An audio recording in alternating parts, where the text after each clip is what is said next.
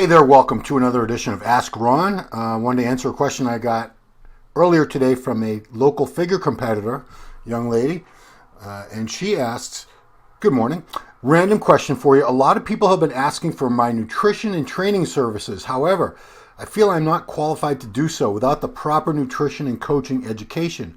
Are there specific certifications or courses that the IFBB recommends? I know they have the IFBB education, which I've never really heard of. But is that enough? What do coaches study to be qualified to offer their services? What do they study? Well, there is no universal, certification for coaching or anything like that. Obviously, there are.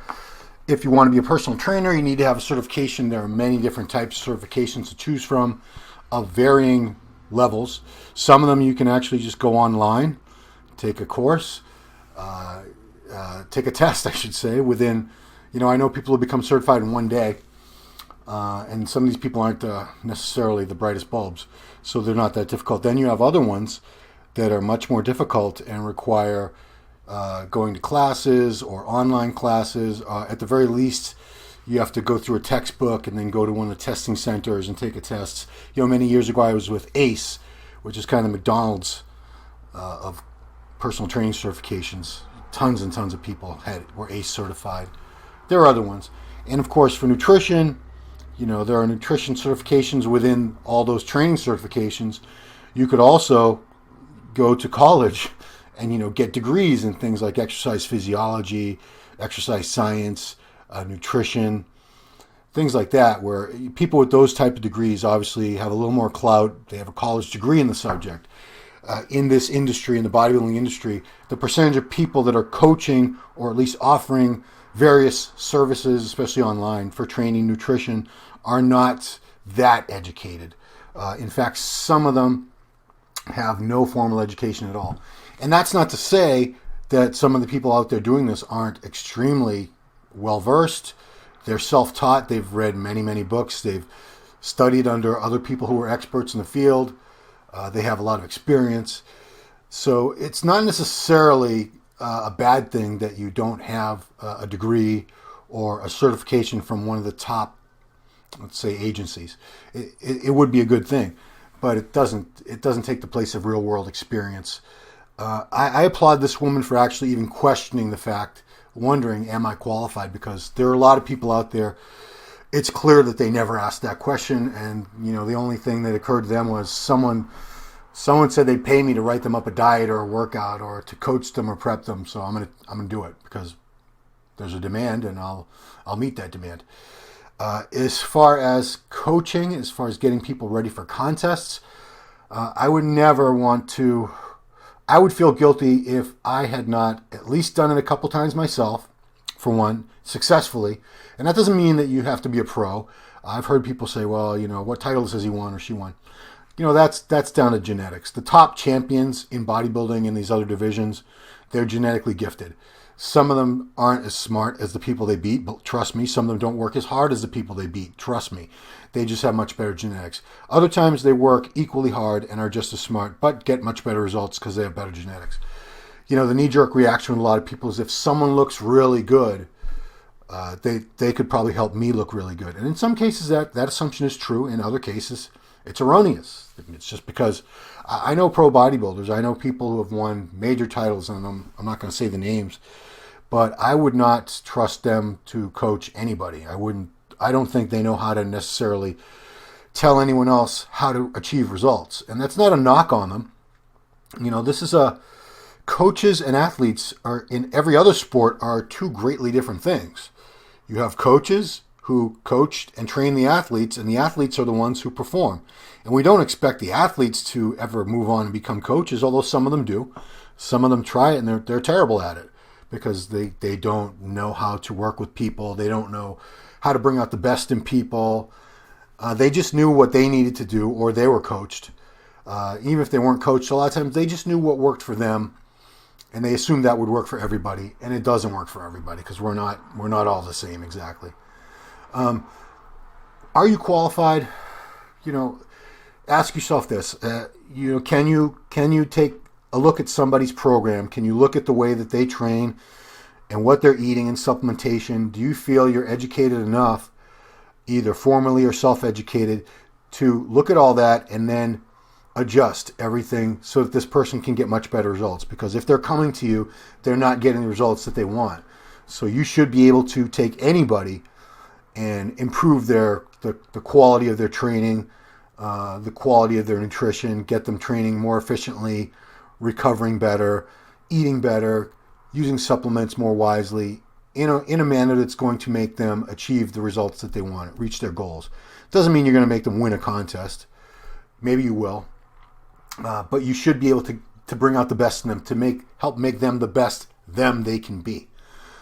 You can study. There's so much out there to study. Become very well educated. Learn as much as you can about training, about nutrition from as many different people. Don't just copy what some other popular coach does.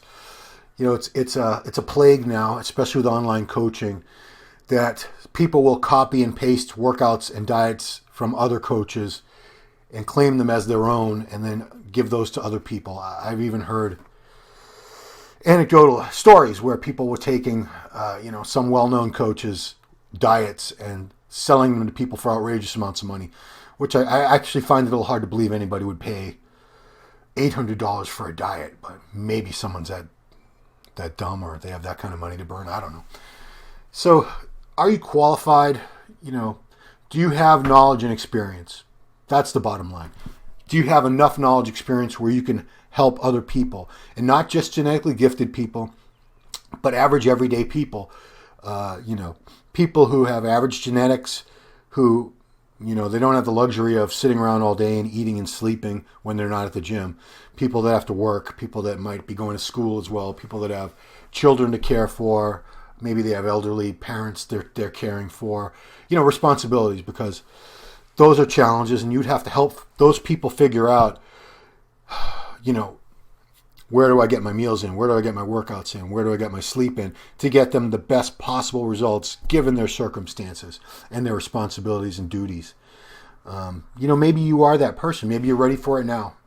I see people who have competed just once, suddenly becoming coaches, and they're prepping people for shows, and it's mind-boggling to me that somebody would hire them and think that this person who's done one contest, they don't have much of a track record, unless they want to build a foundation and do this for free for a while until they get some people that have succeeded and some success stories, and that can be their resume, that they can start charging people after that. But I see people with no resume, no track record, nothing. They might have won a contest, or maybe even did a contest and placed poorly, but just because they've competed and they look a little better than the rest of the people in the gym, they can go online, or they can go around the gym and solicit their services. But to anyone out there, be very careful who you enlist as a coach, who you take advice from, who you trust to put your training and nutrition and supplementation programs together. I would want to know their background. I would want to know what is their education, be it formal education, maybe they got certifications, or they're just self-taught over many years. And if somebody's really dedicated to learning, they will learn. They can give themselves their own, basically, college education. It's been proven many times. But look at yourself before you decide, am I ready to be a coach? An honest appraisal of where you're at in terms of your level of current knowledge and experience, working with different types of people from different walks of life, different levels of genetic gifts, maybe even physical limitations. And if you feel that you're ready to tackle that, you can do it. You can do it. It's going to be a learning process. You're probably not going to be as good at it in the beginning, obviously, as you will as months and years go by. And you're going to get a lot more experience working with people, and you'll see things that work well for some people and not well for others. You're just going to get a lot of information and experience that you'll be able to apply toward helping other people reach their goals. But I am glad that this woman asked that question, because a lot of people out there don't ask the question, am I qualified?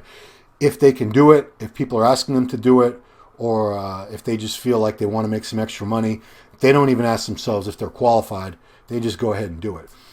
It is what it is. This is 2019, and that's the world, the fitness industry today. So thanks for watching. Please keep the good questions coming. Appreciate it all. Please follow me on Instagram at Ron Harris Muscle, at Ron Harris Muscle.